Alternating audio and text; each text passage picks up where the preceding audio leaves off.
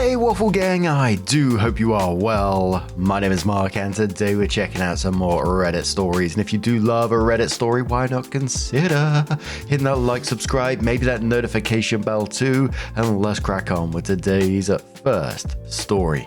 Much love, guys. Now, today's first story comes from Fruits of the Spirit from the Marriage subreddit and says, husband shopping for hidden cameras.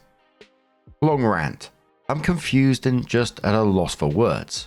I have a wonderful relationship with my husband and we get along great. We genuinely love spending time together and have what I'd consider a healthy marriage. We have an 8-month-old baby and we parent well together. When I say we have a great marriage, I really can't think of anything negative about it. Our disagreements consist of petty things like him forgetting to take the diapers to the trash and the diaper pail is full, or me forgetting to transfer the laundry over because I'm ADHD. Lol. I was sitting next to him and he was looking something up that we were discussing. When he opened his phone, I noticed a private browser open and he was looking up hidden Wi-Fi cameras, like the ones the size of a head of a pin. He closed out of it really fast and I thought I was mistaken. My curiosity got the best of me and I looked on his phone. There it was, exactly what I thought it was. He was on a private web page looking at purchasing a small camera that you could place anywhere, and it wouldn't be seen by the naked eye unless you knew where to look. I found this a few days ago and have no clue what to even think. I can't even imagine why he'd be looking at them, especially on a private browser. He never uses private browsers. I've been feeling uneasy and wondering if he's planning on spying on me, or just running possibilities on what use it has through my mind. If he got cameras for the inside of our home, I feel like it would be your standard Ring camera, not a small spy camera. I don't even know how to bring it up, if I should bring it up or what I should say to him. I do not feel good about this and I don't even know how to express that to him. It's been bothering me a lot and I'm not sure if I'm overreacting. He didn't purchase it that I know of and I checked our Wi-Fi connected devices and there's nothing I don't recognize. Am I overthinking this or do I have a valid reason to feel this way? I just feel icky and uncomfortable. I'm not sure what to do from here. Opie added a comment with some additional information saying, I wish it was. Unfortunately, this is happening. I'm 99% sure I found the camera link he was looking at. I guess the whole thing is slightly bigger than a pin, but it's really small and easily hidden. And just a quick browse at this camera, it's got night vision on it, it's got motion detection, and yeah, it's really quite small. I'm just saying this for the podcast users, by the way. It says it measures 3 by 3 by 1.2 centimeters and weighing 10 grams. So yes, easily hidden somewhere. A commenter says to OP, you're not overthinking. This is extremely alarming. Then adds there is absolutely no reason why this would be something that's okay or normal. I'm so sorry you're having to navigate this. You have to confront him about it or leave the relationship. This is not something you just cannot address. I'm worried that even if you confronted him about it, he may not be truthful. Opie says, my ex-boyfriend prior to my husband had a really bad porn addiction where he'd watch it on his way to work, at work, on his way home, next to me on the couch without me even knowing, etc. He ended up cheating on me all the time, hiring prostitutes when he'd work in the office a few days a week, slept with a woman in our bed when I was out of town for my grandma's funeral, and all kinds of sick stuff. That made me very insecure in that relationship and ultimately led to the end of it. So of course my mind goes to, what if there's a weird fetish of him planting this in bathrooms or intimate spaces? I hate to even think that way because I don't think it's healthy or fair to seep your past relationship trauma into a new one, but it's really hard not to, especially when I have zero inclination on what else it could be for. Someone says, not that it's helpful, but this was my literal thought. Maybe he's going to place it in the bathroom to watch you as a weird kink. I haven't had this experience though. Sorry you're experiencing this. You should definitely bring it up though. No way around it. Does he work out of the house? Do you guys have a neighbor you want to catch doing something? Opie says, I appreciate that. He lays tiles, so it's definitely not work related. The part that really weirds me out is if it was anything harmless, he'd talk to me about it. We are very open to each other and talk about everything. I call him like 5 times a day when he's at work because we just love talking throughout the day. He calls me when something is frustrating at work, when we want to gossip between each other. We have an open line of communication, which is why this is really bothering me. A commenter says to OP, honest communication, only way to move forward. OP says I don't even know how to broach the subject. We've never had anything even remotely close to something like this happen. I'm not a very confrontational person in general and have always struggled having hard conversations, which is one big reason I love him so much. He's never given me a reason for a conversation like that in the past.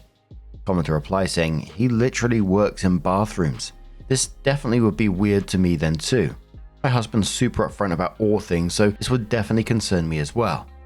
Opie says I'm not making excuses at all, but you'd have to know someone's Wi-Fi password to connect the camera, right? I checked his email and nothing was purchased. I am a stay-at-home mum, so I see all our mail before he does, and there isn't another place he'd get a delivery at. It was not on Amazon, so he isn't using a locker. I hope it's nothing sinister and perverted. I'd be devastated. Commenter says, are you a stay-at-home mum or do you have a nanny/daycare? Opie says, I'm a stay-at-home mum. Commenter replies saying, have you thought he may think you're cheating on him? If that is the case, he will want to either find out that he is wrong or wants to see proof. Getting a spy cam would let him put his mind at ease without raising suspicion from questions. Opie says, no, I do not. He knows I'm super loyal and that I would never bring men into our home around our son. Plus, we have a Ring camera at our door. Then, some information about their age. Opie says I'm 30 and he's 38, lol. Nothing crazy. He just isn't techie. He hardly uses social media and really is not on his phone often, which is another reason I'm weirded out by his sudden interest in the camera. I don't think it's weird for anyone to be alarmed if your partner started doing that, browsing tiny hidden spy cameras in private mode. It would give anyone questions, I think. And not only because of the camera itself, it's the secrecy behind it, because OP's saying that they have the kind of relationship where they tell each other everything. So when someone who's normally sharing everything suddenly is hiding something, of course your mind is going to be a bit all over the place, right? And of course there was going to be comments talking about him possibly being a pervert or potentially hiding this camera for kinks or whatever it was. It is a bit ahead of the evidence, but I'm not going to lie, because it did pop into my head at the same time. But of course that's probably unfair because we just don't know. But the fact is, without talking to him, there could be a whole bunch of reasons. People talking about spying on her for cheating, potential spying on for some sort of kink. It could be, security. He could be hiding in his van because he does tile work, so he could have expensive tools in his van. It could be just pure curiosity and he doesn't want you to think that he is doing something weird, right?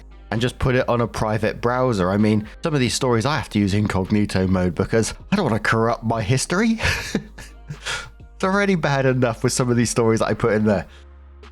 But OP did come in to update the post and says, I posted the other day about my husband looking for hidden cameras on a private web browser on his phone. I got overwhelmed with all the messages and responses, so I deleted my post. I sat down with him after he came home from work and I just asked him about it and why he was looking at that. He said he was looking at getting security cameras for the outside of our home. We have a Ring doorbell camera and had Arlo brand cameras outside, but the Arlo was crap. Battery died after like 2 days and you constantly had to charge them. We ended up taking them down when we moved. He was watching a video about different cameras and saw a really tiny one, so his curiosity started going and he wanted to see how small they make cameras. I really believe him though, because he's never given me perverted creep vibes. He hasn't had any weird sex or porn addiction, and prior to us being together, he was celibate for years. He holds himself to a high moral standard, which is another reason it caught me off guard. We talked about security cameras a few months back when he was taking them down, but we never revisited the conversation again. As far as the private browser, he isn't good with technology and he said he had no idea he was in that tab. Which I actually do trust him, because he went to show me he was still on the private browser and he had a bunch of normal tabs open, so he was using it like he would a non-private browser and didn't know that was a feature. All the skeptics that will say there's no way about not knowing the private browser was a thing. He grew up Amish and poor, so he had no access to electronics until his 20s. He doesn't lock his phone half the time before putting in his pocket, so I've had him pocket dial me a million times, so it is probable that he was on the internet and had switched to private when it was in his pocket. He doesn't have Face ID to enable that feature. I checked. My conclusion is actually he was deep diving into cameras and got lost in the source. His body language was normal and he didn't seem alarmed that I saw it. He just chuckled and was like, oh yeah, have you seen how small those things are? Isn't that crazy? I deep dive into all kinds of topics on my phone and it's just out of pure curiosity. I was with a porn addict and cheater prior to him. It would have probably planted cameras in bathrooms, so my trauma from that relationship took over. Plus I know Reddit loves a good drama story, so the comments weren't making the situation better. Hence why I deleted it. Lol. Mystery solved and I feel a lot more at ease. Commenter says, That Amish detail definitely explains the tech confusion. Lol. Glad your gut was right and it wasn't anything shady. Opie says, yeah, he was homeschooled until high school when they moved away from the Amish lifestyle, so he definitely isn't as tech savvy as most. I think that is another reason that the size of the camera was fascinating to him. He has no pictures of his childhood because I guess pictures are against the Amish, and when he was like 5 or something, they joined and they made his parents burn all their photos. I have 2 photos from his childhood because his grandparents who were not Amish held on to it thankfully. Crazy stuff. Commenter says, I do not know how it can even accidentally switch to private browser. You literally have to open a menu and click open private browser. What are the odds? Sorry, lol. I know on Android and Google you can literally hold the Chrome app and it will bring up the open private browser if you want to, so you can see that being done in the pocket quite easily. But OP replied saying he doesn't have the Face ID feature for that and he never locks his phone when he puts it in his pocket. He has pocket dialed me and I can't even tell you how many times, so it's not unlikely that he put his phone in his pocket after looking at something on his Safari page and it swapped. I've heard of crazier things, lol. I could tell by his body language and the way he reacted when asked about it. He was still on the private browser and when I showed him how to swap it he was very confused and didn't realize it was a feature. I know my husband and his reaction told me he's being 100% truthful. I definitely believe him. Another commenter says, I'm so happy to see this update. I'm relieved for you and it's just nice to see a straight up man who will answer a question without flipping everything around and attacking. Made my night. Opie says he really is a gem. I felt like I was going to throw up because it was such a huge betrayal and out of left field. I can't even express how happy I am that I was wrong. And whilst most of the comments were just happy that OP seems to have solved the mystery, some people were still skeptical at the same time. But what do you guys make of this situation? Let us know your thoughts down in the comments below, and let's move on to another story. Now our next story comes from Unusual Way 4981 from the Advice subreddit and says, my 14-year-old daughter's reaction to my pregnancy has me worried. Everyone, new account. I'm 34 female and recently found out that I'm pregnant. My husband and I are very excited, but now I'm worried about how my daughter, 14 female, is feeling. A little background. My daughter is from my previous marriage. Her dad and I co-parent, and she spends time with both households. On her dad's side, she already has 2 younger siblings, and from what I've seen, she gets along with them really well. She's always been kind and patient with them. A few days ago, my husband and I decided to tell her about the pregnancy. We sat her down and said something along the lines of, we're growing our family, you're going to have a baby sibling. Her response was just, okay. I asked, are you okay? Do you have any questions? Because I wanted to make sure she wasn't upset or shocked. She replied, no, it's a baby. Thanks for telling me, I guess. Then she got up and went to her room. To most people, that probably sounds like a normal teenager response. The thing is, my daughter has always been extremely quiet and private about her emotions. If she's upset, worried, angry, scared, or confused, she usually doesn't tell anyone. She bottles everything up until it eventually comes out in a much bigger way. In the past, she's had panic attacks after keeping her feelings to herself for too long, which is why I'm so concerned. I'm not necessarily worried that she hates the idea of the baby. What worries me is that I genuinely can't tell what she's thinking. Sometimes she'll say she's fine when she's absolutely not fine, and I don't want to miss signs that she's struggling. Part of me thinks her response was completely normal.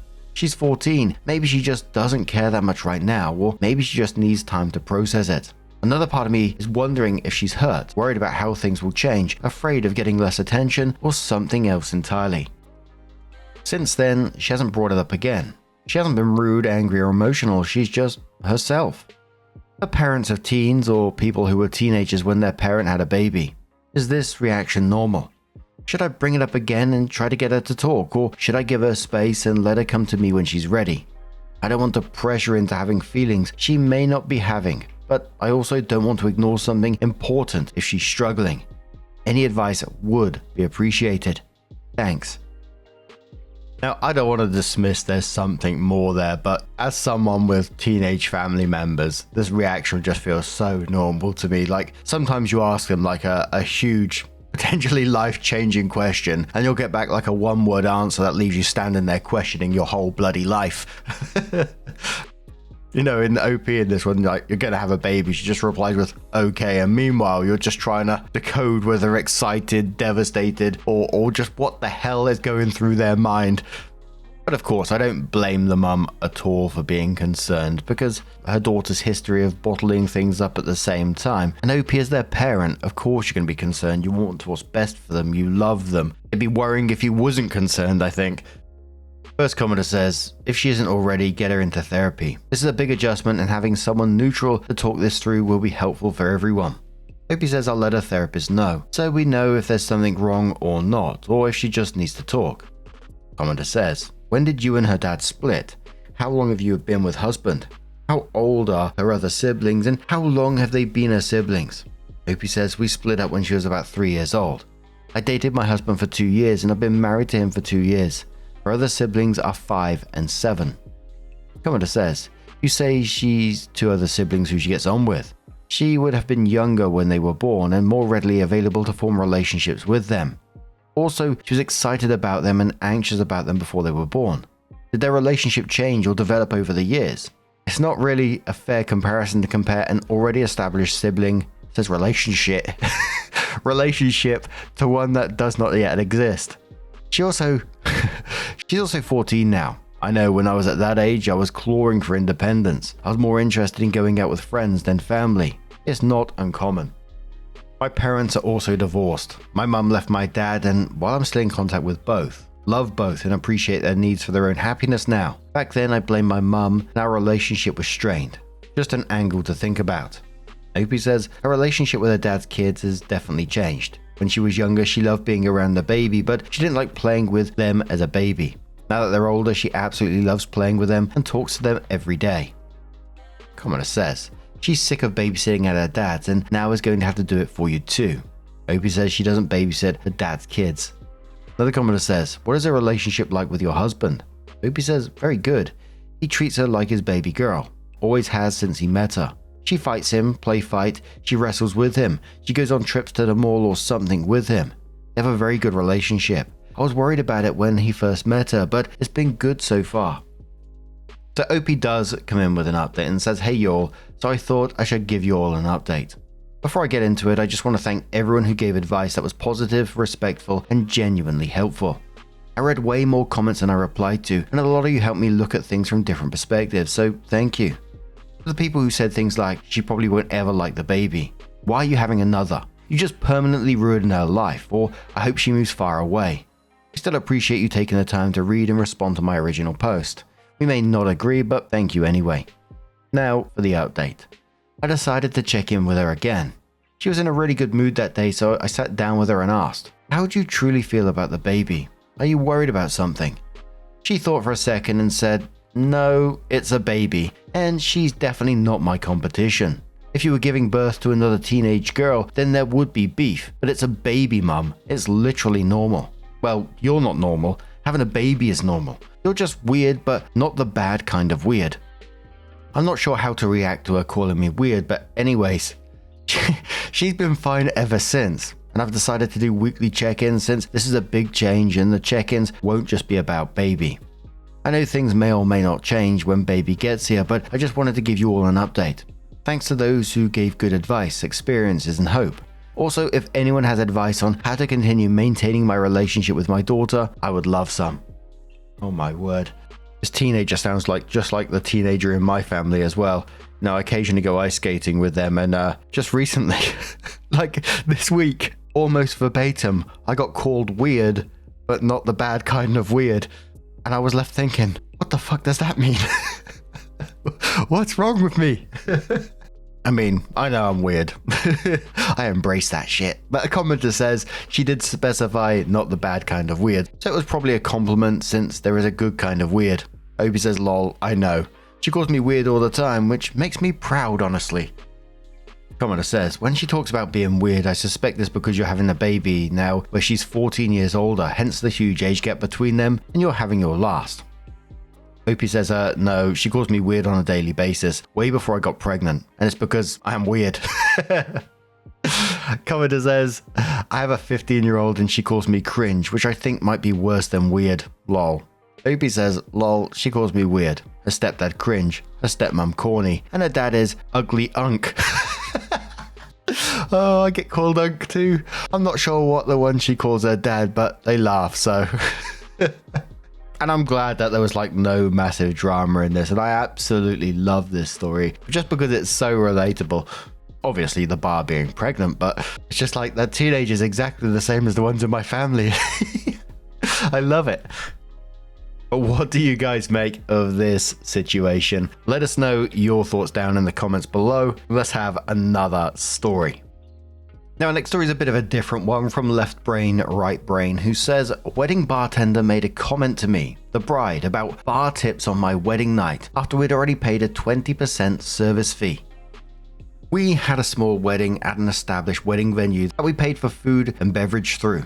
And a big philosophy for us when planning the ceremony was to make sure our staff were taken care of beforehand so that our guests were under no additional obligation since they were already traveling to spend time with us at the wedding. Well, we paid the venue with a service fee that was 20% of the venue and food cost, which I'd say were both rather expensive. It's a nice place, and this is what we were going for / excited about. The service fee wasn't listed as a gratuity, but claimed to go directly to the staff, so we thought we were covered. Upon my arrival, we saw that the event manager, who was already partially tending the bar, had set up a sign with a QR code at the bar for tipping their personal Venmo. I thought this was tacky to begin with, but also genuinely thought that we'd taken care of it by prepaying the 20% service fee. Since I didn't want guests to feel any obligation, we asked for the Venmo sign to be taken down. Again, this was a nice place, and the DIY Venmo QR code looked out of place and really caught us off guard. Fast forward to the end of the evening. I was basking in the warm glow of my new marriage, and the Venmo guy cornered me as I was leaving to say it was my understanding that would settle up at the end of the night. There are a lot of things to keep track of with wedding vendors and gratuities, so this caused me to panic that I'd hallucinated the 20% service charge and we were stiffing them, and I delayed leaving to make sure that we'd remembered our payment / the contract right. It left an extremely sour taste in my and my spouse's mouths, because regardless, why was he asking me that at that moment? Ask the wedding planner or send an email afterwards, or don't ask at all. Don't interrupt a person's wedding evening by expecting gratuity over a 20% industry standard. So I'm from the UK, and I know tipping culture in the US versus the UK is a big difference. So this is absolutely wild to me, and I'm someone who tips for good service, but if I've already paid 20% service charge on an expensive wedding package, I'd assume that the staff is taken care of. So for someone to have a Venmo QR code at the bar already feels tacky, especially when guests have traveled and already spending money to be there. But cornering the bride at the end of a wedding night to ask, are you going to settle up, is on another level.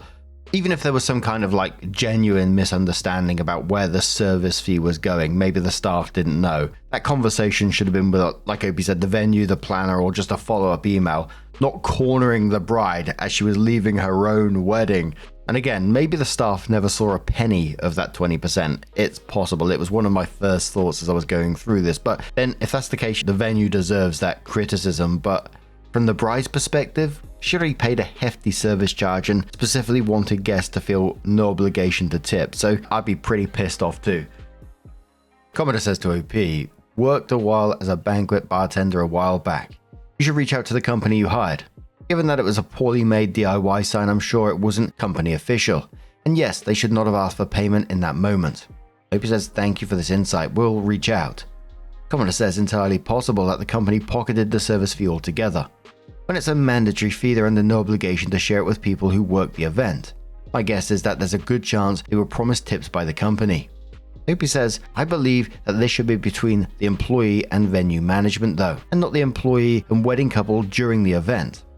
Commodore says a 20% service fee should already imply that service is covered. Being asked for even more gratuity afterwards feels excessive and unprofessional.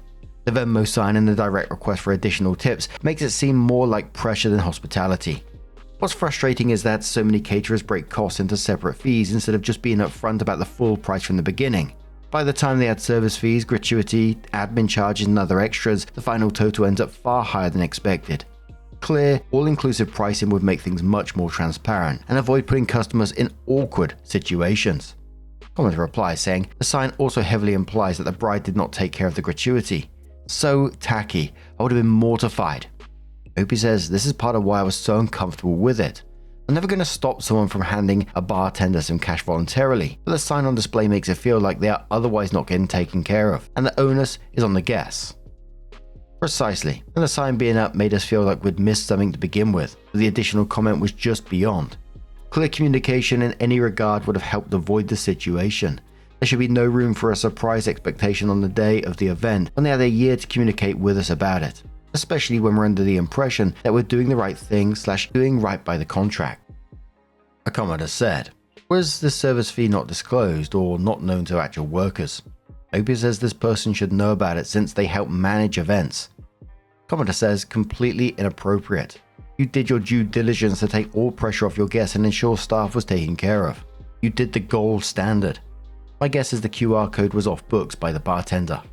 Opie says, I'd say so too about the QR code being off books, which is making us feel double compelled to send an email so their manager knows they did it. Commenter says, does settle up mean they're demanding a tip? I always interpreted settling a bill to imply meaning paying what you owe, not pay a tip. Opie says we'd already paid for the venue contract and service fee in full, so I have no idea what else we'd owe. And if so, why not send a message separately or talk to our wedding planner? The only reason the Venmo guy would come to me specifically is because I'd asked for the Venmo sign to be taken down earlier in the night.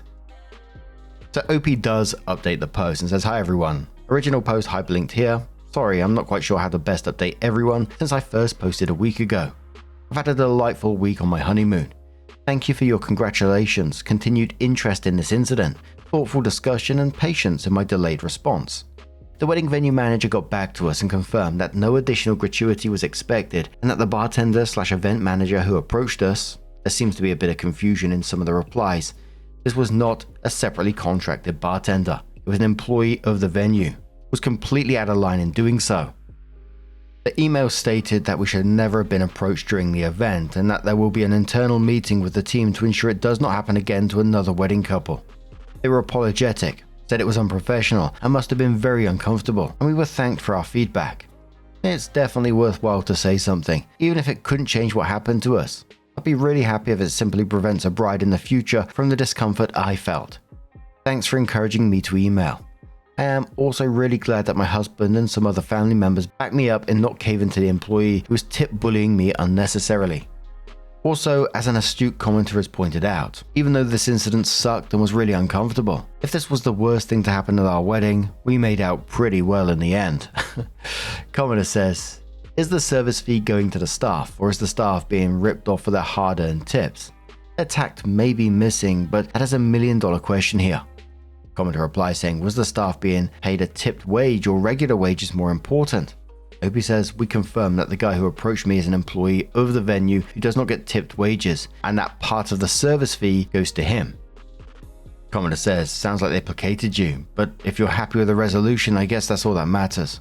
I personally would have still included it in a review on them. Future couples deserve to be well prepared, and I'm not certain they won't just continue the behavior. Opie says, we're fine with the response, yes. The management really did not seem happy with it, and otherwise the event and our wedding was really awesome. Oh, and I included it in the review of the venue to make sure future couples are aware. Great call. So Opie must have been reading some of the responses and comes back in to leave another comment and says, hi, back again. It seems that many of you do not think we should be satisfied with just a verbal response and should request some compensation back. I'm taking this to heart and we were requesting the portion of the service charge that went to that employee back. We named and shamed him specifically so they know the one. I'm not comfortable with requesting the whole 20% back because there are a few other employees working the event who were spectacular and did nothing wrong, and otherwise services were rendered and rendered well. Ultimately, also, we worked with a member of management that emailed us back for the entire year leading up to our wedding, and I believe wholeheartedly that this person will make good on reprimanding the offending employee. I have also included a stern recounting of this experience in my review of the venue to give it visibility. Thanks again. A commenter replied to that and said, I consider what the situation might have been from the bartender's perspective. My guess is the venue told him absolutely nothing about the 20% service charge and was simply going to pocket it as profit. The bartender was receiving their regular salary and was open to tips, which is not uncommon. When you let them know you were taking care of the tips for the night, they thought that meant you provide the tip. You've done nothing wrong, and I'm sorry that happened on your wedding day. Just pointing out the fault likely lies with the venue and not the bartender. It would help explain the series of events more clearly than a jerk bartender. Opie says, this is a considerate and compassionate angle that I appreciate. I will add, this employee was part of the event management and would have known about the service fee unless they were incredibly uninformed and/or incompetent manager. We said we're taking care of the tip because we thought we already had, and we told the person who was in charge for the night, the one who approached me. I think this concept may be confusing some people because of how small the venue and wedding were, under 40 people including us. This person was both tending bar and managing the event because of its small size. I just want to add this comment that was below this one as well from initial flight 3628 who says, "This sort of happened to me. The bartender at my wedding shut down the open bar we paid for because he wasn't getting enough tips. Gratuity was included in the event costs. It's been 20 years and I'm still salty about it, but there was not much one could do about it in those days." But now I'm going to turn this one straight to you guys. What do you guys make of this situation? Let us know your thoughts down in the comments below. And just a huge thank you for being here today, getting involved in the stories, your love, your support, your time. It always means the absolute world to me. So thank you so much for being here, and hopefully I'm going to see you in the next one. Take care and much love.